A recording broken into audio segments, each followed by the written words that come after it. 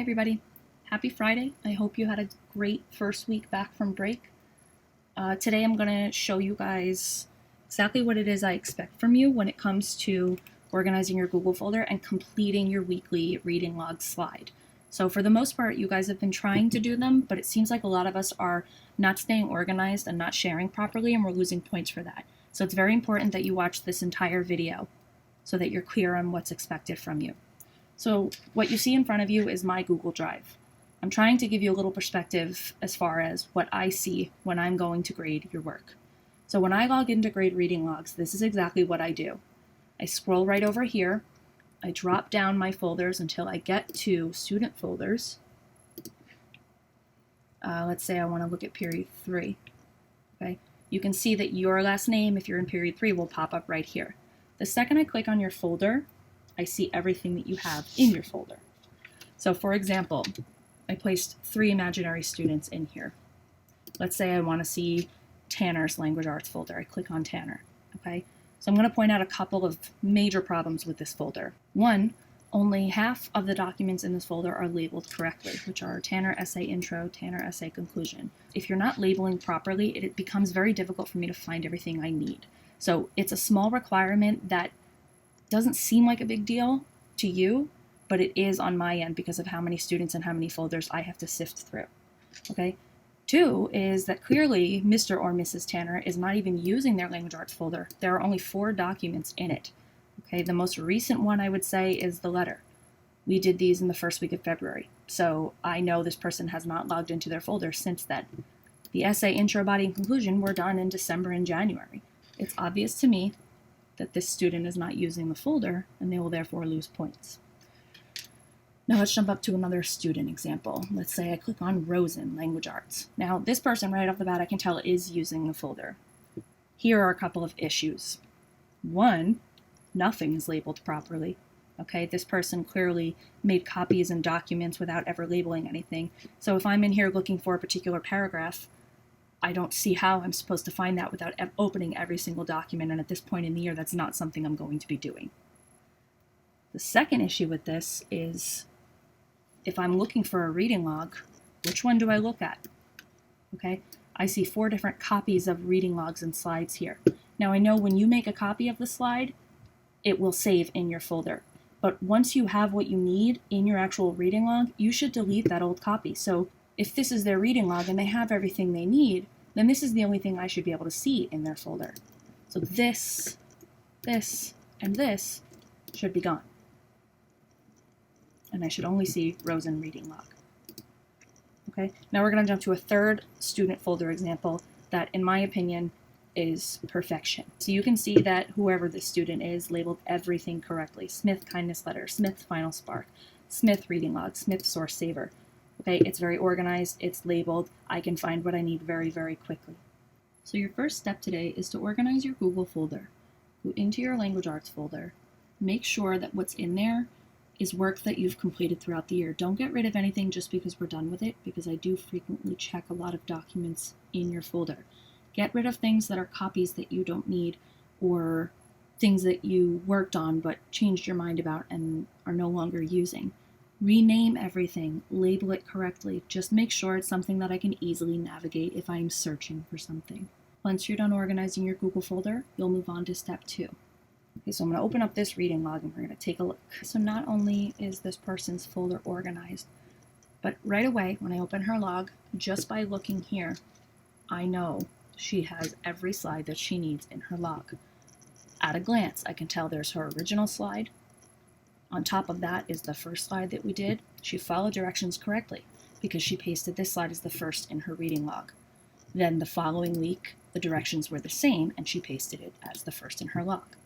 Today's instructions ask you, again, to paste this slide as the first slide in your reading log. So this is the exact order it should be in, and everything is done correctly. Okay, so what you will notice is a very, very strong example of what a slide looks like when you're done. The book title is here and it's properly capitalized. The author's name is correctly spelled and capitalized. The question is answered completely. The theory or the claim is strong, it's beefy, as we like to say. It is not an obvious statement about the book. It's an opinion, something that this person believes to be true. I can tell that the main character had a very strong bond with his brother before he was killed. Okay, that's not something the author tells this person. They're drawing that conclusion. Notice that this person properly cited the quote from the book. They followed the rules regarding quotation marks and where they belong. The period ended up after the parentheses, which is our parenthetical citation with the author's last name and page number. Every word is correct. Every punctuation mark is exactly what it says in the book. Here is her log from the week before spring break and her log from the first week. Now, on top of the fact that she's doing a slide every time it's assigned, this person has not neglected her original log, a running list of all of the books that you have read this year. Okay, so you can see that she's still adding her titles, her authors, her genres, her completeness, her difficulty code, and her rating and reason. How do I know that they're keeping up with it? Well, one obvious giveaway is if her slide talks about a book called Long Way Down by Jason Reynolds, and that's nowhere to be found on here, then I know that there's a disconnect. Something is not being filled out correctly. If I checked your slide in February and it looked like this, and I check it again this weekend and it looks like this, that tells me that you're not reading and that you're not filling it in. So you should have a good idea now of how your log should be organized and formatted. Take a few minutes to update your log, especially the final slide, the running book list, before you work on the slide for today. If you do take the time this weekend to update the log slides from March 20th and March 27th, I will give you credit on Genesis if I haven't already. In other words, if you did not receive credit for those log slides, you're getting a second chance to do that this weekend. Okay, so now let's jump over to our Canvas page. So this is our Canvas homepage. I wanted to point out to you not only how things have been organized since we've come back from break this week, but also a page you can visit if you need help on your reading log. So first things first, when you log into Canvas and click on Language Arts, this is what you will see. You should not be relying on the calendar to tell you what you're supposed to do for the day, because some of the assignments that I have for you aren't just calendar assignments. Some of them have different pages and modules and chat features in them. So your job, as it has been since September, is to always go to our home page to check what you're supposed to do for the day. After the day has ended, I will move the link down here. So that way, if you need to refer back to an assignment we did, or if you need to tweak something, you can do that for the week that it was posted. What you are required to do for the day will always be posted in this yellow box. If you scroll down, as I have all year since September, there is a link to every single unit we've covered. Okay? This is the one I want to point out to you today, the free read and log page. So if you click on that, this is what you will see. I know that when we left school, it was kind of sudden, so some people may not have books, and some people may have books that they finished weeks ago.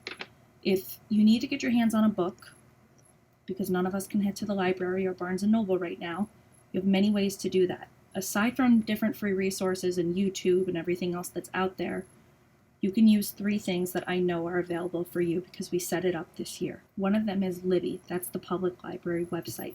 If you click on this link, it'll bring you right to Libby, where you simply log in with your library card and you have access to free ebooks and audiobooks. Another one is Kindle Reader. If you click on this and sign in with our school account, which is mreiser@rivervaleschools.com, password capital M Morty Moose 2020, you will have access to tons of books. Now remember, this goes for Kindle as well as Audible. If there's a book that you really want to read and you don't see it in the library, just shoot me a message and I will get the book for you. You are not permitted to purchase or download books on your own. And the last option is Audible, which, just like I say in school, if you are listening, I am hoping that you're reading along with the book, so it would be great to pair Audible with one of these 2 resources. Click on the link for Audible, log in with our information, and you're there.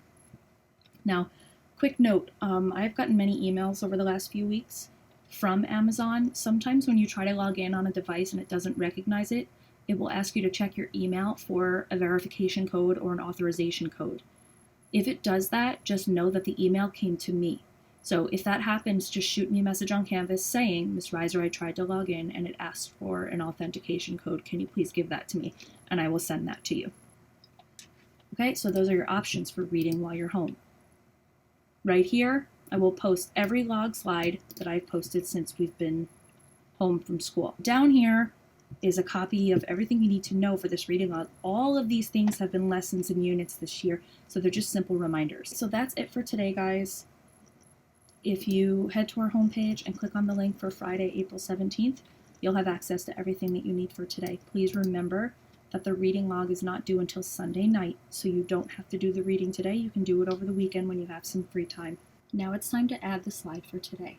So after you're done with this video, you simply mark as done, move on to the next page of the module, and your instructions will be there. Follow the guidelines I've given you, and you'll be fine.